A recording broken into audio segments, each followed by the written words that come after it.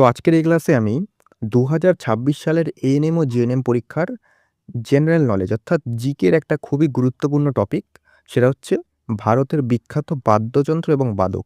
এই টপিকটা সম্পূর্ণ আলোচনা করব এবং এই আলোচনাটা সম্পূর্ণ কিন্তু পরীক্ষা ভিত্তিক হবে এবং আজকের ক্লাসে সম্পূর্ণ ফ্রি পিডিএফ তোমরা পাবে। তবে পিডিএফটা ফ্রিতে পেলে সম্পূর্ণ ক্লাসটা করো, তাহলে বুঝতে পারবে যে পিডিএফটা কি করে সম্পূর্ণ বিনামূল্যে পাবে। দেখো তোমরা সকলেই জানো যে তোমাদের জিকেতে কিন্তু ১০ নাম্বার থাকে। ঠিক আছে? তো এই যে ১০ নাম্বার, এটা কিন্তু তোলাটা ততটাও কঠিন নয় এবং সোজাও নয়। এখানে তোমাদের কি দেখতে হবে? এখানে দেখতে হবে যে জিকের কোন জায়গা থেকে বেশি প্রশ্ন দেয়। মানে কোন জায়গাগুলো তোমাদের পরীক্ষার দিক থেকে গুরুত্বপূর্ণ। দেখো তোমরা প্রিভিয়াস ইয়ারের যদি প্রশ্নপত্র ফলো করো তাহলে দেখতে পারবে যে বিভিন্ন স্ট্যাটিক টাইপের প্রশ্ন কিন্তু বেশি করে দেওয়া হয়। মানে স্ট্যাটিক জিকে থেকে প্রশ্ন বেশি দেওয়া হয়। হ্যাঁ, অনেকে আছে যেমন গভীরতম হ্রদ কি, উচ্চতম বাঁধ কি? এইগুলো কিন্তু স্ট্যাটিকের মধ্যেও পড়ে বা ভূগোলের মধ্যেও পড়ে, দুটোর মধ্যেই পড়ে। তো সেগুলো কিন্তু তোমাদের কভার করতে মানে মোটামুটি তোমাদের বেশিরভাগ কিন্তু প্রশ্ন স্ট্যাটিক থেকেই দেয়। ঠিক আছে? বাকি ইতিহাস, ভূগোল ওখান থেকে ২-১ টা প্রশ্ন দিলেও বেশিরভাগ প্রশ্ন স্ট্যাটিক থেকে দেয়। তোমরা যদি প্রিভিয়াস ইয়ারের প্রশ্ন ফলো করো তাহলে বুঝতে পারবে। ঠিক আছে? তো সেই মতোই কিন্তু আজকে স্ট্যাটিকের একটা খুবই গুরুত্বপূর্ণ একটা টপিক, যেটা হচ্ছে ভারতের বিখ্যাত বাদ্যযন্ত্র এবং বাদক। এই টপিক থেকে প্রশ্ন দিয়েছে বিগত বছরে। তো আজকের ক্লাসে সম্পূর্ণ এটা আলোচনা করব। আর আজকের ক্লাসে বললাম তোমাদের ফ্রি পিডিএফ এর জন্য শেষ পর্যন্ত দেখো। বাকি তোমাদের আমি কিন্তু জীবন বিজ্ঞানের পিওয়াইকিউ সিরিজ শুরু করেছি। তোমরা সেই ক্লাসগুলো দেখে আসো, তার লিঙ্ক ডেসক্রিপশনে পেয়ে যাবে। অলরেডি কিন্তু ক্লাস শুরু হয়ে গেছে। তার সাথে তোমাদের জিকের আমি পি জিকেরও কিন্তু পিওয়াইকিউ সিরিজ চালু করেছি। জিকের মানে প্রশ্ন প্লাস উত্তর এবং এক্সট্রা তথ্য দিয়ে কিন্তু আলোচনা করছি। তো সেই ক্লাসগুলো দেখো, তার লিঙ্ক ডেসক্রিপশনে পেয়ে যাবে। পরিষ্কার? তো শুরু করছি। আজকের ক্লাসটা কিন্তু সম্পূর্ণ দেখো। এখান থেকে কিন্তু এই ক্লাসটা কিন্তু অত্যন্ত গুরুত্বপূর্ণ। আর এটা শুধুমাত্র এএনএম এবং জিএনএম এর জন্যই নয়, এটা কিন্তু বিভিন্ন সরকারি চাকরির পরীক্ষার জন্য খুবই গুরুত্বপূর্ণ। কারণ এই টপিক থেকে প্রশ্ন দেয়। ঠিক আছে? তো এই টপিকটা সম্পূর্ণ তোমাদের করতে বলব। তো শুরু করছি আজকের ক্লাস। দেখো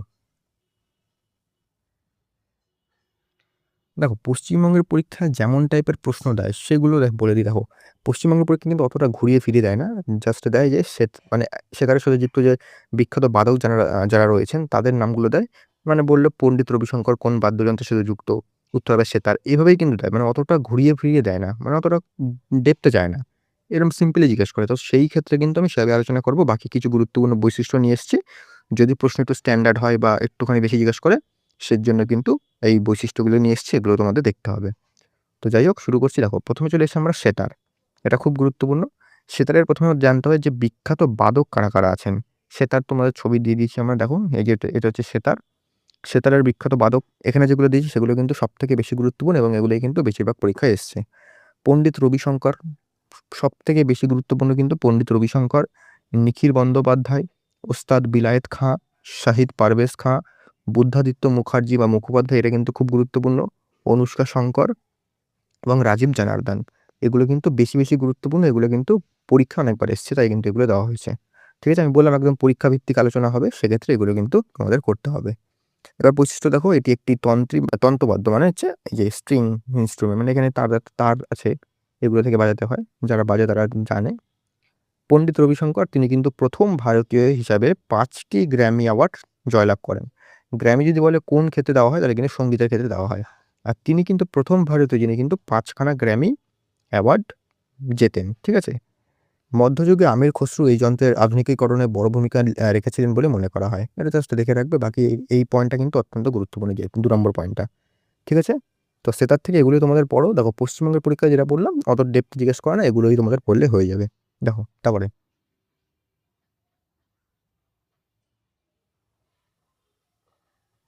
তারপর হচ্ছে তবলা। এটাও কিন্তু অত্যন্ত গুরুত্বপূর্ণ। তবলার বিখ্যাত বাদক কে আছেন? উস্তাদ জাকির হোসেন সবথেকে বেশি গুরুত্বপূর্ণ। আল্লা রাখা খান খুব গুরুত্বপূর্ণ। পণ্ডিত কিষাণ মহারাজ, গুরাই মহারাজ, পণ্ডিত অনিন্দ্য চট্টোপাধ্যায়, নিখিল ঘোষ, বিক্রম ঘোষ, আনন্দ গোপাল বন্দ্যোপাধ্যায়। প্রত্যেকটাই গুরুত্বপূর্ণ, তবে বেশিরভাগ প্রশ্ন কিন্তু এখান থেকে দেয়। ঠিক আছে? গুরুত্বপূর্ণ বৈশিষ্ট্য দেখো, এটি একটি অবনদ্ধ বাদ্য, মানে যেটা প্রিকশনস ইন্সট্রুমেন্ট, মানে হচ্ছে এই যে মেরে বাজাতে হয়। ঠিক আছে? তোমরা তবলা তো সকলেই দেখেছো, সেটা আর নতুন করে বলার কিছু নেই। ঠিক আছে? এটা হচ্ছে অবনদ্ধ বাদ্য। তারপর হচ্ছে ওস্তাদ জাকির হোসেন, তিনি কিন্তু 1988 সালে পদ্মশ্রী এবং 2002 সালে পদ্মভূষণ পান। এটা কিন্তু অত্যন্ত গুরুত্বপূর্ণ ফ্যাক্ট। তবলা দুটি অংশ থাকে, একটা ডান দিকেরটাকে বলা হয় ডায়া মানে কাঠের, আর একটা বাম দিকেরটাকে বলা হয় বায়া ধাতুর। এগুলো জাস্ট দেখে রাখবে, ঠিক আছে? অতটা আমি মনে করি না যে পশ্চিমবঙ্গের এত ডেপ্থে দেবে, জাস্ট এখান থেকে দিতেই পারে, এই যে এইটা জিনিসটা দিতে পারে। বাকি তোমাদের মেন হচ্ছে এই যে এক্সপোনেন্টগুলো তোমাদের মেন গুরুত্বপূর্ণ, ঠিক আছে? পরবর্তী দেখো আমরা বাঁশি চলে আসি। বাঁশি থেকে গুরুত্বপূর্ণ কি আছে? বিখ্যাত বাদক কে আছেন? পণ্ডিত হরপ্রসাদ চৌরাসিয়া, এটা কিন্তু খুবই গুরুত্বপূর্ণ। হরিপ্রসাদ চৌরাসিয়া কিন্তু সবচেয়ে বেশি পরীক্ষায় দেয়। পান্নালাল ঘোষ, এটাও কিন্তু খুব গুরুত্বপূর্ণ। রাজেন্দ্র প্রসন্ন, এন রমণী, রাকেশ চৌরাসিয়া, এগুলো কিন্তু খুব গুরুত্বপূর্ণ। এখানে তোমাদের মোটামুটি দেখো কোন দুটো গুরুত্বপূর্ণ বেশি, একটা হচ্ছে পণ্ডিত হরিপ্রসাদ চৌরাসিয়া এবং হচ্ছে পান্নালাল ঘোষ, এই দুটো কিন্তু সব থেকে বেশি গুরুত্বপূর্ণ, ঠিক আছে? হরিপ্রসাদ চৌরাসিয়া এবং পান্নালাল ঘোষ, এই দুটো কিন্তু বেশি ভালো করে মনে রাখবে, ঠিক আছে? বাঁশির সাথে তারা যুক্ত, ঠিক আছে? গুরুত্বপূর্ণ বৈশিষ্ট্য দেখে নিই আমরা।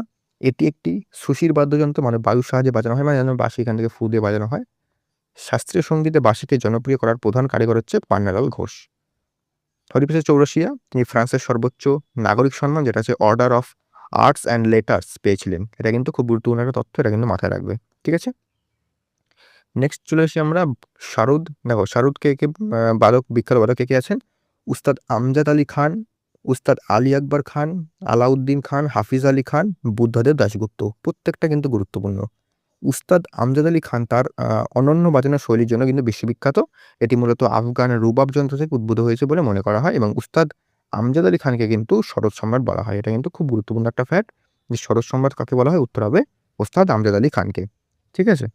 তারপরে দেখি আমরা সানাই। দেখো সানাই ছবি তোমরা দেখো, বিখ্যাত বাদক কে আছেন? সানাই উস্তাদ বিসমিল্লাহ খান, এটা কিন্তু সবচেয়ে বেশি গুরুত্বপূর্ণ। আলী আহমেদ হোসেন খাঁ, বাগেশ্বরী কামার, ঠিক আছে? উস্তাদ বিসমিল্লাহ খান 2001 সালে ভারতের সর্বোচ্চ নাগরিক সম্মান ভারতরত্ন পান, এটা কিন্তু খুব গুরুত্বপূর্ণ একটা তথ্য। 1947 সালে ভারতের স্বাধীনতা দিবসে তিনি লাল কেল্লায় কিন্তু সানাই বাজিয়েছিলেন, এটাও কিন্তু একটা অত্যন্ত গুরুত্বপূর্ণ, এটা কিন্তু পরীক্ষায় দিয়েছে এবং পরবর্তী কিন্তু অন্যান্য পরীক্ষায় দিতে পারে। এটি মূলত মাঙ্গলিক বাদ্যযন্ত্র হিসেবে পরিচিত। তো এটা দিতে পারে যে মাঙ্গলিক বাদ্যযন্ত্র কোনটা, সানাই উত্তর হবে। তো এগুলো কিন্তু দেখে রাখবে, ঠিক আছে? তারপরে আমরা চলে আসি সন্তুর। বিখ্যাত বাদক কে আছেন? পণ্ডিত শিবকুমার শর্মা, ভজন সপুরি, রাহুল শর্মা, এগুলো কিন্তু খুব গুরুত্বপূর্ণ, ভালো করে দেখে রাখবে। এটি একটি তারের বাদ্যযন্ত্র, হাতুড়ির মতো দুটি কাঠি দিয়ে কিন্তু বাজানো হয়, মানে দুটো এরকম কাঠি থাকে এরকম টাইপের, সেটা কিন্তু দেখে এই তারগুলোকে মেরে মেরে বাজানো হয়। অনেকে ভিডিও তো দেখেছো ইউটিউবে, তোমরা দেখে নিতে পারো। মূলত কাশ্মীরের লোকসঙ্গীতের যন্ত্র হলেও পণ্ডিত শিবকুমার শর্মা কিন্তু একে শাস্ত্রীয় সঙ্গীতের মর্যাদা দেন। এতে সাধারণত 72 থেকে 100টি কিন্তু তার থাকে, এটা মাথায় রাখবে, ঠিক আছে? তারপরে হচ্ছে আমাদের বেহালা, ভায়োলিন। দেখো বিখ্যাত বাদক কে আছেন? এল সুব্রমণিয়াম, ভিজি যোগ, এটা খুব গুরুত্বপূর্ণ। এন রাজাম, টি এন কৃষ্ণন এবং এল শঙ্কর, প্রত্যেকটা গুরুত্বপূর্ণ। এটি ছড় বা বোধ দিয়ে বাজানো একটি তারের যন্ত্র, মানে এই যে এমন একটা থাকে এরকম, ঠিক আছে? এখানে একটা কিছু থাকে, সেটা গিয়ে বাজানো হয়।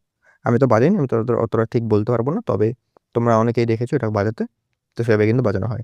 ভারতীয় শাস্ত্রীয় সঙ্গীতের পাশাপাশি এটি কর্ণাটকী সঙ্গীতেও কিন্তু জনপ্রিয়, এবং এন রাজাম তার গায়কী অঙ্গ শৈলীর জন্য বিখ্যাত, এটা জাস্ট দেখে রাখবে। বাকি হচ্ছে আমাদের পরবর্তী বীণা। বিখ্যাত বাদক কে আছেন? এস বালাচান্দার, জয়ন্তী কুমারেশ, আসাদ আলী খান এবং চিট্টিবাবু, এগুলো কিন্তু দেখে রাখবে। এটি ভারতের অন্যতম প্রাচীনতম বাদ্যযন্ত্র। হিন্দু দেবী সরস্বতীর হাতে কিন্তু এই যন্ত্রটি দেখা যায়, তোমরা সকলেই জানো যে মা সরস্বতীর হাতে কিন্তু এই বাদ্যযন্ত্রটি আমরা দেখতে পারি। মোগল সম্রাট ঔরঙ্গজেবও কিন্তু এই বাদক কিন্তু আহ বাজাতে দক্ষ ছিলেন, ঠিক আছে? এটা দেখতে হবে না, যে এটা দেখে রাখবে যিনি কিন্তু দক্ষ ছিলেন বীণা বাজাতে। এবং আমাদের যে প্রাক্তন রাষ্ট্রপতি এপিজে আব্দুল কালাম, তিনিও কিন্তু বাজাতেন, ঠিক আছে? সারঙ্গী।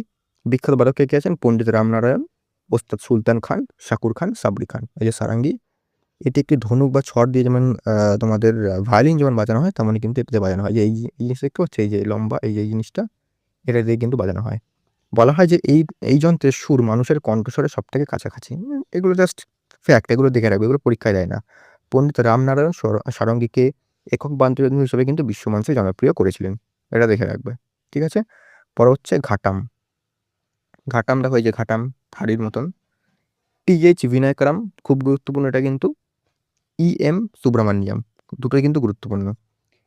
এটি একটি মাটির কলসির মতো দেখতে তালবাদ্য, এটি দক্ষিণ ভারতীয় কর্ণাটকী সঙ্গীতে ব্যবহৃত হয়। টি.এইচ. বিনায়করাম এই যন্ত্রের বাজিয়ে কিন্তু গ্র্যামি অ্যাওয়ার্ড জিতেছিলেন, এটা কিন্তু গুরুত্বপূর্ণ খুব। তারপরে আমাদের পাখোয়াজ, ঠিক আছে? পাখোয়াজ গুরুত্বপূর্ণ যে এক্সপোনেন্ট কারা কারা আছেন? গোপাল দাস, পণ্ডিত অযোধ্যা প্রসাদ, কুণাল পাটিল, তোতারাম শর্মা। এটি উত্তর ভারতের একটি প্রাচীন ঢোলক জাতীয় যন্ত্র। এটি মূলত ধ্রুপদ ধামারের সাথে সঙ্গত করতে কিন্তু ব্যবহৃত হয়। তবলার উৎপত্তির আগে পাখোয়াজ ছিল প্রধান তালবাদ্য।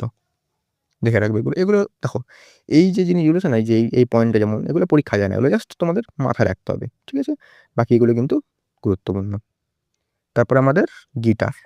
বিখ্যাত বাদক হচ্ছে পণ্ডিত বিশ্বমোহন ভাট, বৃজভূষণ কাবরা, দেবাশিস ভট্টাচার্য। গিটার তো তোমরা সকলেই দেখেছো। পণ্ডিত বিশ্বমোহন ভাট স্লাইড গিটারকে ভারতের রূপ দিয়ে মোহন বীণা কিন্তু তৈরি করেছিলেন। এটা মাথায় এটা কিন্তু খুব গুরুত্বপূর্ণ। মোহন বীণা বাজিয়ে তিনি 1994 সালে গ্র্যামি অ্যাওয়ার্ড জয় করেন, ঠিক আছে? তারপর হচ্ছে আমাদের মৃদাঙ্গম। বিখ্যাত বাদক কে আছেন? পালঘাট মণি আইয়ার, উমায়ালপুরাম কে, শিবরামান, কারাইকুড়ি মণি, ঠিক আছে? এগুলো কিন্তু মাথায় রাখবে। মৃদাঙ্গম এটা দক্ষিণ ভারতীয় কর্ণাটকী সঙ্গীতের সাথে তালবাদ্য। এটা জাস্ট দেখে রাখবে যে এটা পাখোয়াজের মতন দেখতে, কিন্তু এটা কিন্তু ধ্বনি আলাদা, ঠিক আছে? পাখোয়াজ দেখলাম আমরা একই দেখতে। তো এই ছিল মোটামুটি তোমাদের যেই সমস্ত বাদ্যযন্ত্র থেকে প্রশ্ন দেয় সেগুলো তোমাদের মোটামুটি আলোচনা করে দিলাম আমি। দেখো, এই যে টপিকগুলো যখন আলোচনা করছি একটা একটা টপিক, তখন সেগুলো যতটা গুরুত্বপূর্ণ মানে যতটা পরীক্ষায় দেয় আর কি, যেই সব জায়গা থেকে, সেগুলো আলোচনা করব। বাকি আমরা যখন মিক্সড প্র্যাকটিস করব, মিক্সড জিকে, তখন কিন্তু আরও ভালো করে আমরা প্র্যাকটিস করতে পারবো, রিভিশন করতে পারবো। কারণ এভাবে কিন্তু দেখো, এভাবে পড়া যায় কিন্তু মাথায় রাখা একটু কঠিন। আমরা যতক্ষণ না এগুলো পড়ে প্র্যাকটিস করব, ততক্ষণ কিন্তু আমাদের এগুলো মাথায় থাকবে না। আমরা এগুলো পড়ে কিন্তু আমাদের প্র্যাকটিস করতে হবে। শুধু পড়লাম, এই পিডিএফ দেখে পড়ে নিলাম, হয়ে গেল, পরীক্ষায় পারবো, সেগুলো কিন্তু হয় না, ঠিক আছে? তখন ধর পরীক্ষা দিল বিশ্বমোহন ভাট কোন বাদ্যযন্ত্রের সাথে যুক্ত, তোমরা কিন্তু তখন ভুলেও যেতে পারো। তো এগুলো যত আমরা এমসিকিউ প্র্যাকটিস করবো, রিভিশন দেবো, তত কিন্তু আমাদের বেশি মাথায় থাকবে, ঠিক আছে? তো এগুলো কিন্তু আমাদের সেভাবে রিভিশন দিতে হবে। তো আমরা রিভিশন ক্লাসও নিয়ে আসবো, সেরকম কোনো টেনশন নেই। আমরা কিন্তু জিকের মিক্সড কোশ্চেন করাবো, টপিক ভিত্তিক ক্লাস হবে, মিক্সড কোশ্চেন ক্লাস হবে, সেগুলো তোমাদের কিন্তু পরপর তোমরা পাবে। সেই নিয়ে তোমাদের চিন্তা করতে হবে না। আমাদের জিকে কিন্তু পুরো 100% এখান থেকে তোমরা কমপ্লিট করতে পারবে। আজকের পিডিএফটা তোমরা কোথায় পাবে? পিডিএফটা কিন্তু আমাদের টেলিগ্রামে পাবে। কীভাবে পাবে? আমাদের ডেসক্রিপশনে টেলিগ্রামের লিঙ্ক আছে, সেখানে জয়েন করলে পেয়ে যাবে।